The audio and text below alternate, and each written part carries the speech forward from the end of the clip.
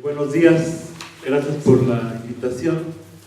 Es muy importante lo que estamos haciendo, que es informarnos, organizarnos y actuar para transformar nuestra realidad, dado que se está llegando a límites intolerables.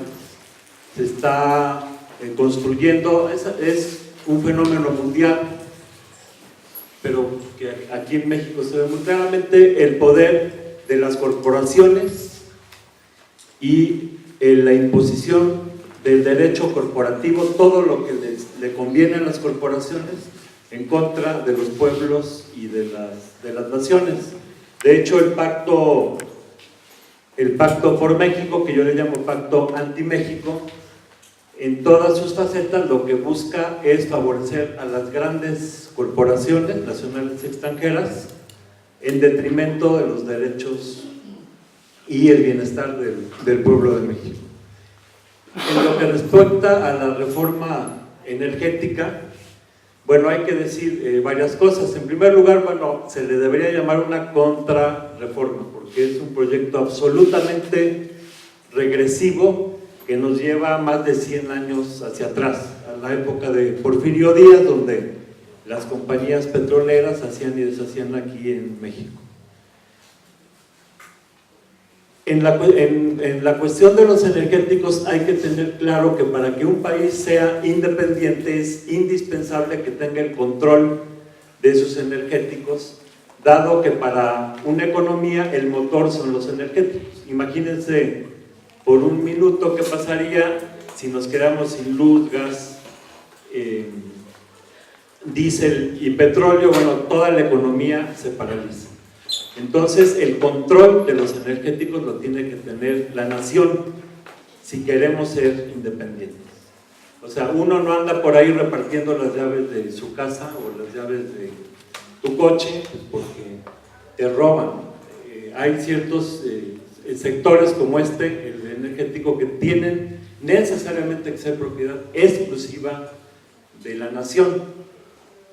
En ese sentido, la reforma de Peña, que busca abrir el sector energético, abrir toda la cadena productiva desde la exploración, la explotación, el almacenamiento, la distribución, la refinación, la petroquímica, abrir todo a la inversión privada. Bueno, esto equivale a abrir tu casa o a que entre el que quiera y cuando pueda, y eso no se vale.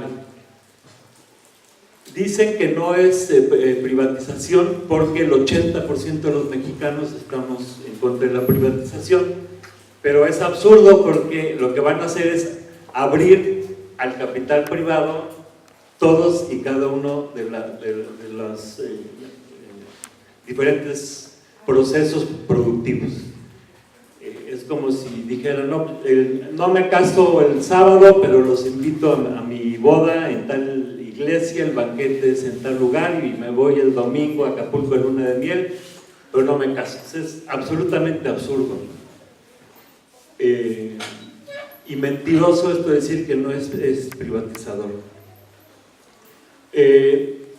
Este proyecto de Peña pues es anticonstitucional porque la Constitución en su artículo 27 y 28 muy claramente dice que no debe haber contratos ni concesiones al capital privado. Esto lo han venido violando desde la época de Salinas de Gortari, que empezó con los contratos de servicios múltiples, luego Zedillo con los pirigueras, Calderón con los contratos incentivados. Entonces esto lo han venido violando, y ahora con las reformas de Peña lo que busca es eliminar de la Constitución esta prohibición a los contratos.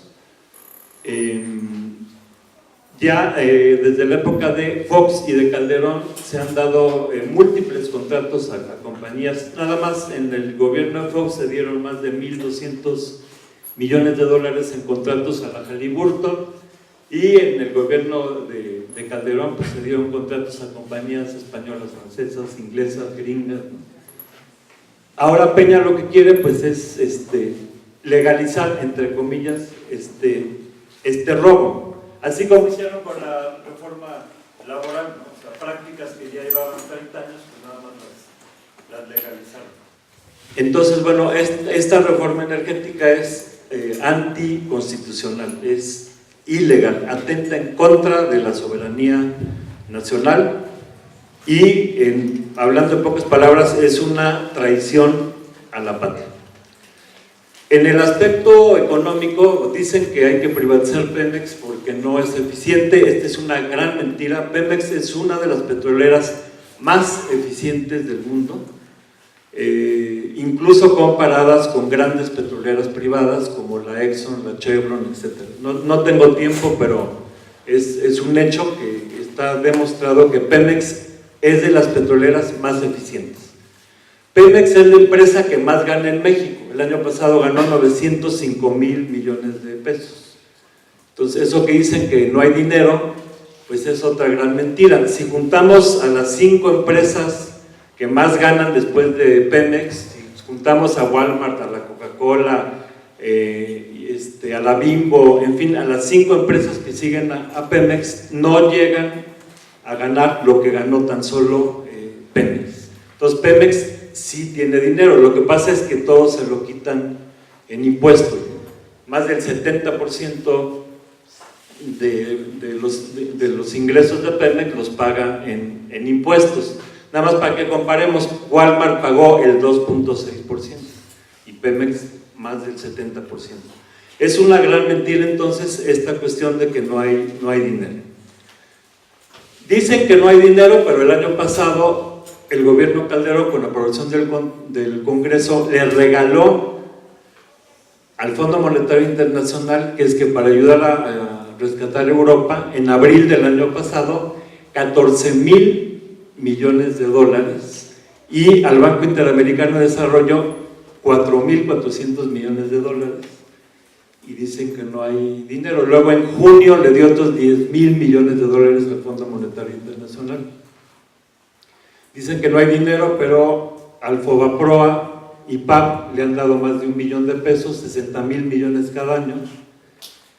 Dicen que no hay dinero, pero el año pasado en las reservas había 144,000 millones de dólares, ahorita hay 177,000, o sea, son 33,000 millones de dólares que guardaron en las reservas del Banco de México y que no sirven para otra cosa más que para sostener el dólar, lo que le conviene a los gringos, pero dicen que no hay dinero, pero la evasión fiscal cada año es de más de 500,000 millones de pesos.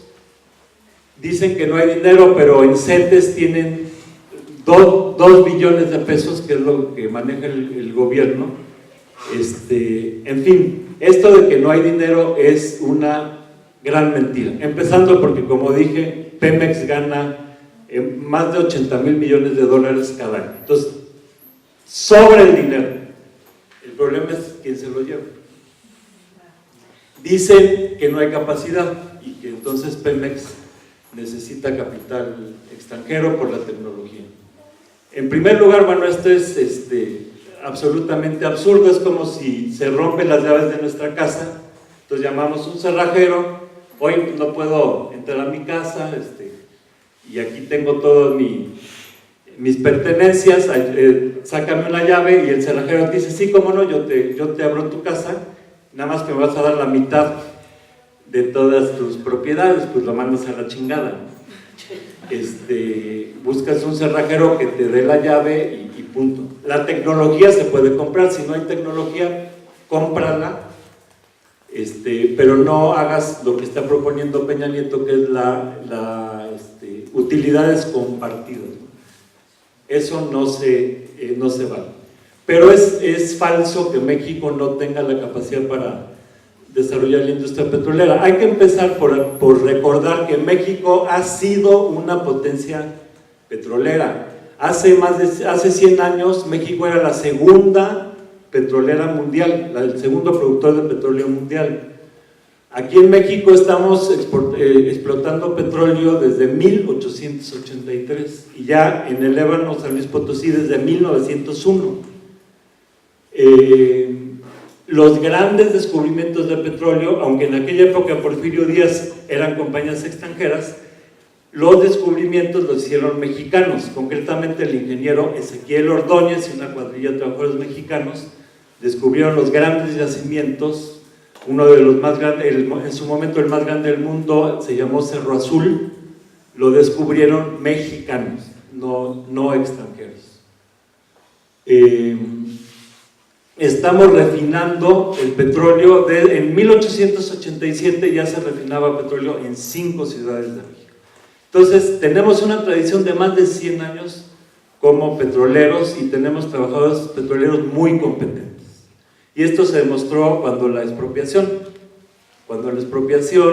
apostaron en todo el mundo a que íbamos a fracasar, que México no iba a poder, porque bueno, las compañías petroleras no habían invertido ni un quinto desde 1914, por la revolución, luego por la constitución, etc. Entonces la industria era industria chatarra. Se llevaron a todos los técnicos, extranjeros y nacionales. Entonces quedaron los obreros, los peones en una industria chatarra, pero además nos bloquearon y no nos vendían ni un tornillo. Entonces apostaron a que Cárdenas en 2 meses iba a ir de rodillas a pedirles que regresaran, así como hoy está Peña Nieto de rodillas pidiéndole que regresen a las petroleras, que iba a pedir Cárdenas que regresaran. ¿Y qué pasó? Pues que los obreros mexicanos, con esa gran creatividad y capacidad que los caracterizan, levantaron la industria petrolera hace 75 años. Todos los grandes yacimientos que se descubrieron en Tabasco, en Campeche, en Chiapas, todo el gran desarrollo que tuvo Pemex ha sido basándose en los ingenieros técnicos y obreros mexicanos. Entonces eso que dicen que no podemos y no sabemos, y tienen que llegar los extranjeros a decirnos cómo, es una falsedad. En los 80 México le daba asesoría petrolera a Brasil, a Nigeria, a Ecuador, en fin. México siempre ha sido un puntal en la industria petrolera mundial. Claro, llegan los neoliberales y pues de lo que se encargaron fue de desmantelar Pemex, empezando por Zedillo. Me dicen que murió la quina ayer o hoy, y bueno, cuando Salinas le siembra un muertito a la quina y le pone armas entre su sillón y la televisión en su casa para encarcelarlo, pues, y meter a Carlos Romero de Champs, lo primero que hizo fue despedir a 5,000 técnicos petroleros. Entonces ha habido un desmantelamiento sistemático de Pemex. Entonces, actualmente Pemex tiene problemas, se los han causado los gobiernos neoliberales. Hay que recordar que México producía toda su gasolina, hoy estamos exportando la mitad de la gasolina, pero tenemos la capacidad de producir toda nuestra gasolina. Antes no la teníamos. Cuando se empezó a producir gasolina hacía falta una sustancia tetretilo de plomo, que no solamente la fórmula la tenían 2 empresas transnacionales. Cuando Cárdenas anunció que íbamos a producir gasolina, el presidente de la Shell se burló en Nueva York, llamó a los periodistas a una conferencia de prensa y prometió beberse cada gota de tetretilo de plomo que produjesen los mexicanos. Y hay que decir que es una sustancia muy explosiva y venenosa. Bueno, pues el señor se tuvo que tragar sus palabras, porque México produjo tetretilo de plomo y gasolina, y fuimos 100% autosuficientes en gasolina en las 7 refinerías que tenemos. Desde que se impuso el neoliberalismo, lo primero que hicieron fue subutilizar las refinerías y no construir ninguna nueva refinería. En el 2008, por el movimiento que se desarrolló, pues, Calderón se vio obligado a anunciar que iba a haber una nueva refinería en Tula. Creo que ayer ya anunciaron que esta refinería tendrá que ser con inversión extranjera. Entonces, bueno, han impedido el desarrollo de las refinerías en México, y la política cambió a raíz del neoliberalismo. La política de Cárdenas era no exportar petróleo crudo. Es absurdo exportar petróleo crudo, no hay que exportar ni una gota de petróleo crudo, porque si lo refinamos vale 20 veces más y los productos petroquímicos valen 60 veces más. Entonces lo lógico es procesar el petróleo en México y exportar petroquímicos, no exportar el petróleo crudo. Durante la época en que no exportábamos petróleo, en México crecía al 6% anual, sin exportar una gota de petróleo. Desde que estamos exportando petróleo, desde 82 a la actualidad, crecemos al 2%, que es lo que crece la población, por lo tanto es un estancamiento. Entonces la política actual es irracional. Además de, entonces bueno, tenemos toda la capacidad y se demuestra, ayer ganaron jóvenes mexicanos su segundo lugar en un concurso de robótica. O sea, los jóvenes mexicanos tienen toda la capacidad para desarrollar, por ejemplo, la robótica, que es lo que necesita para procesar, para explotar en aguas profundas.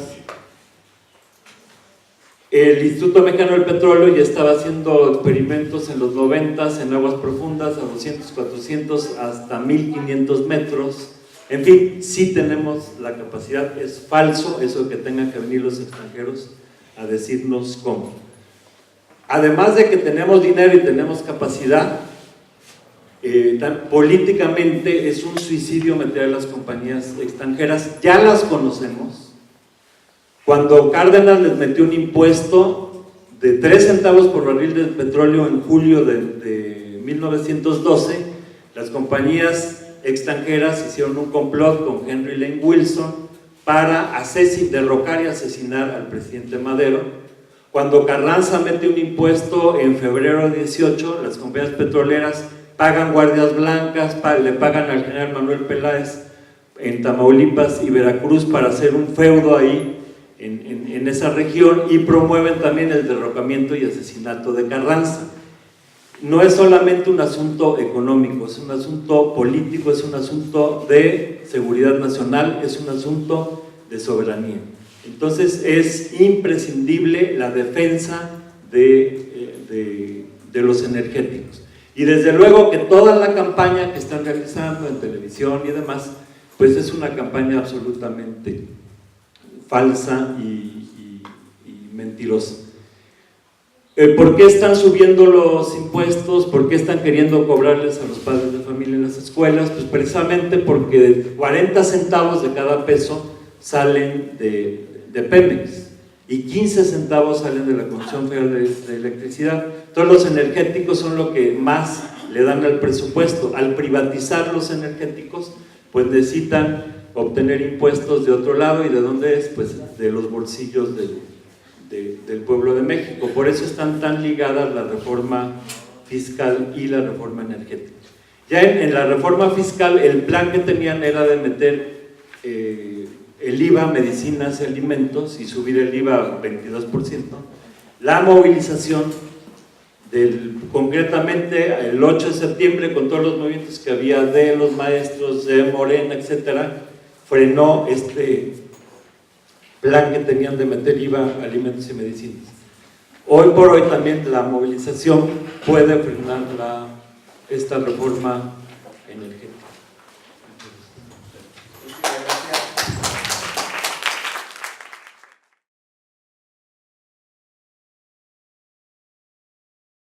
El papel que han jugado las cámaras legislativas en torno a esta reforma energética, ¿cuál ha sido, qué consiste, hacia dónde va, pues, las posibilidades de aprobación o no de la reforma?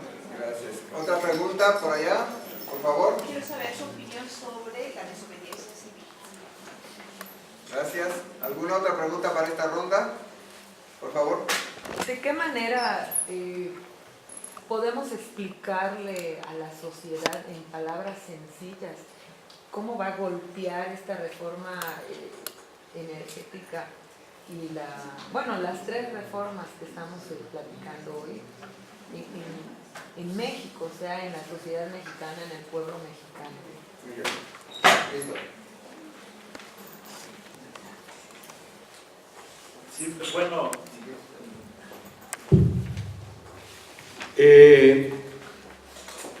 el Congreso pues, está totalmente controlado por la mafia en el poder. Entonces, bueno, hay un arreglo del PRI con el PRD para que le ayudaran a sacar su reforma fiscal y con el PAN para que le ayuden a sacar su reforma energética. Entonces ambos partidos mantienen la careta de oposición, porque el PRD va a oponerse a la energética y el PAN se está oponiendo a la fiscal, pero en ambos casos el PRI tiene mayoría en el Congreso.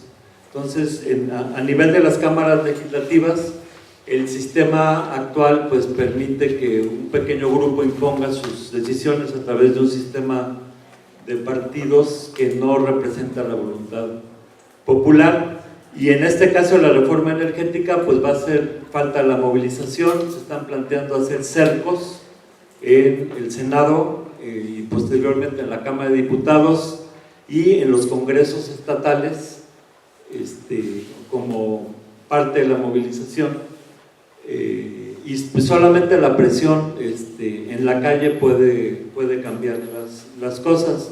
Creo que la desobediencia civil pues es la única forma actual de resistir a estos violaciones de nuestra Constitución, de la ley y verdadera entrega de nuestros recursos. El proyecto que tienen planteado para México, como lo dijo Gregorio, es convertirnos, por un lado, en una neocolonia, o sea, todo el control del país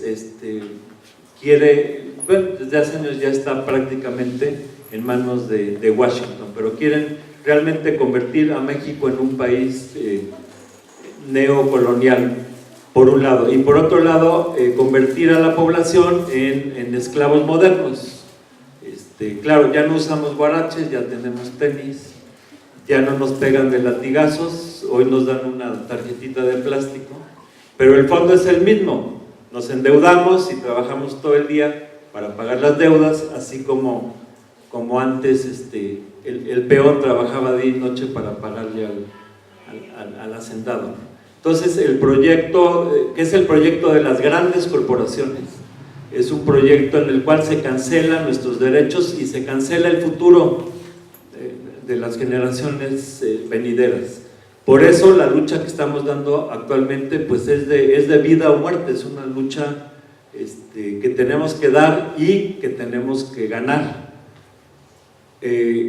Ya México se ha visto en situaciones similares.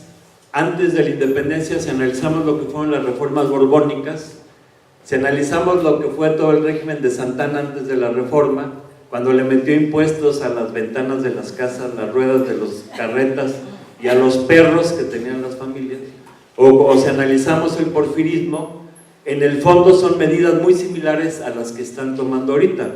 La respuesta del pueblo de México ha sido levantarse y cambiar las cosas a fondo.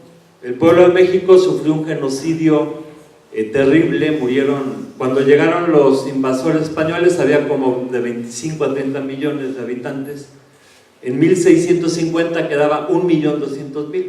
Entonces esto ha hecho que el pueblo de México sea muy aguantador y difícilmente protesta, porque si protestas te mueres, entonces mejor cállate. Entonces el pueblo de México aguanta mucho, pero tiene un límite, y llegado a ese límite, cuando se levanta el pueblo de México, no lo para nadie, y da pasos muy adelantados incluso a nivel mundial.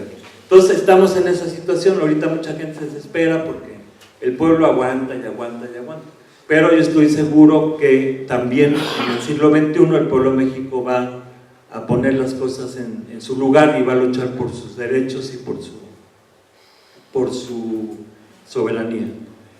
Todas estas reformas, ¿en qué nos golpean? Pues precisamente en eso, ¿no? Quieren que nosotros paguemos en impuestos, nos quieren subir los impuestos para tapar ese hoyo que va a significar el que compañías extranjeras o nacionales se lleven 400, 500 mil millones de pesos anuales.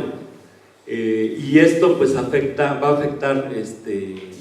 en todos los sentidos. También va a afectar en los salarios, O sea, estamos viendo cómo el salario cada vez alcanza para menos.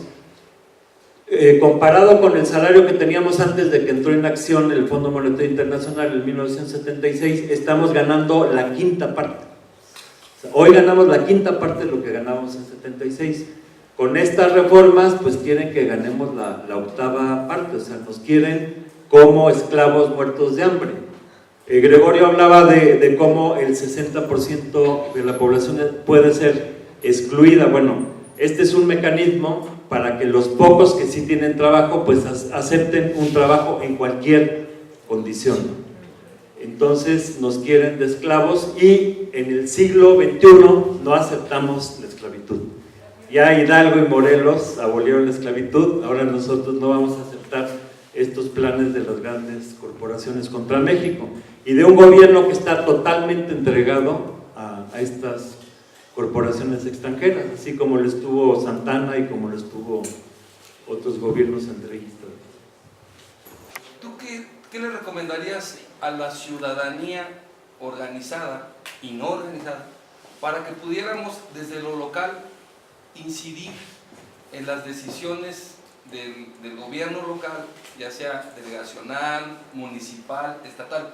¿Qué nos falta a los ciudadanos para que podamos incidir en las decisiones de los tomadores de decisiones?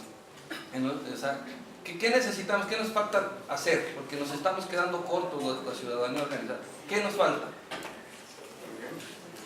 Por favor. Por un lado quieren vender y privatizar, pero el otro gran problema es la corrupción y híjole, no vemos formas de cómo limpiar todo y no solo en Pemex, sino en la recaudatoria y en la educación. El solo invade todo y es muy desesperante no ver salir. Aparte de las movilizaciones, ¿hay algo que legalmente se puede hacer en contra de esta reforma? En el caso de la educativa sí sabemos que es violatoria de la misma Constitución y hay diputados del PT y del Movimiento Ciudadano que han metido ya algunas demandas en contra de la inconstitucionalidad de esta ley y además de que se violaron las formas y los tiempos de aprobación. ¿Podría haber alguna forma de lucha legal en contra de las otras dos reformas? En este caso la energética. Gracias. Muy bien.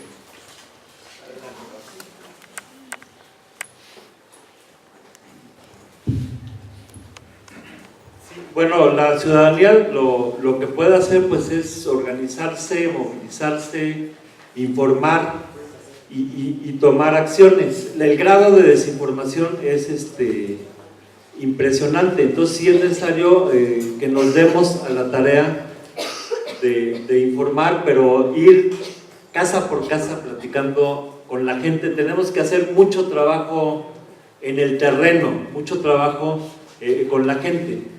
Muchas veces creemos que pues sacando un periodiquito y bueno, poniendo notas en Facebook, en Twitter, platicando con los cuates, pues ya con eso estamos haciendo labor de información, pero no, desgraciadamente los medios tienen secuestrada a la inmensa mayoría de la población, que está muy descontenta.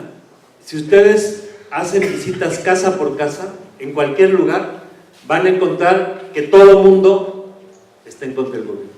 Actualmente todo el mundo está en contra del gobierno.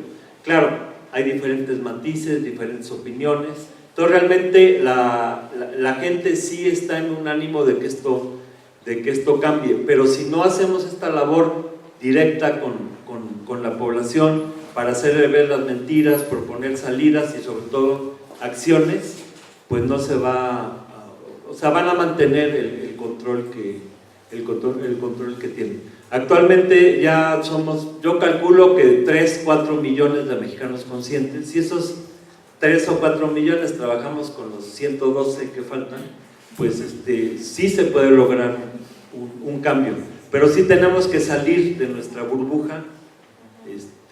Somos muchos, somos 2, 3 millones, entonces pues podemos estar entre nosotros grillándonos, pero de lo que se trata es de ganar, de informar, concientizar y poner en acción a millones de mexicanos que están desinformados. Hay que recordar cómo las acciones sí paran procesos que aparentemente son imparables. Cuando Salinas estaba bombardeando Chiapas, fue una gran movilización en la Ciudad de México la que paró y obligó a Salinas a entrar a las negociaciones. Cuando Fox y el Congreso ya habían desaforado al jefe de gobierno de la Ciudad de México, pues fue una gran movilización la que echó atrás esta decisión de Fox y del Congreso. Calderón ya estaba dispuesto a privatizar en 2008 y también una gran movilización pues lo frenó. El gobierno de Peña ya tenía diseñado el meter IVA a alimentos y a medicinas, la movilización lo impidió. Entonces no hay que subestimar el poder de la movilización, pero legalmente lo que se puede hacer pues es acusarlos de traidores a la patria y de violar la Constitución, porque violan la Constitución de una manera flagrante, pero para eso pues primero tenemos que echar abajo al PRIAN. O sea, mientras tengamos el gobierno del PRIAN, ellos tienen el poder y pues ya no hay el Estado de Derecho, pero sí hay el derecho de los fuertes, ¿no? Y se van a imponer a fuerza. O sea, realmente si vemos el grado de represión al que están llegando los gobiernos en general, incluso aquí en la Ciudad de México, pues están negando las garantías individuales. O sea, aquí en la Ciudad de México sales a la calle y de pronto ya te encapsularon, ¿no? Ya no puedes entrar al Zócalo, en fin. Están dispuestos las grandes corporaciones que quieren adueñarse de las riquezas, saben que los pueblos van a oponerse, van a protestar y quieren aplastar violentamente las protestas. Entonces es una situación muy delicada en la que nosotros tenemos que ser extremadamente prudentes y pacíficos, ¿no?, para neutralizar esta violencia, pero sí desarrollar la conciencia de millones de mexicanos para echar abajo al mal gobierno y pues llevar al poder un gobierno democrático. Creo que si Hidalgo y Morelos lucharon contra el mal gobierno, nosotros tenemos que hacerlo y establecer un gobierno democrático, porque lo que tenemos hoy pues es una farsa. Y bueno, como dice la compañera, realmente hay muchos problemas. Uno de ellos es la corrupción, a pesar de lo cual dicen que Pemex no funciona por la corrupción. Ahorita el barril de petróleo está saliendo a 8 o 10 pesos el barril, lo venden a más de 100, entonces con todo y la corrupción la ganancia es muy muy grande. Pero si no hubiera corrupción pues se podría bajar el costo a $5 el barril de petróleo. Pero creo que la corrupción pues es parte del régimen actual. Yo creo que si no cambiamos el régimen pues no se puede acabar con la corrupción.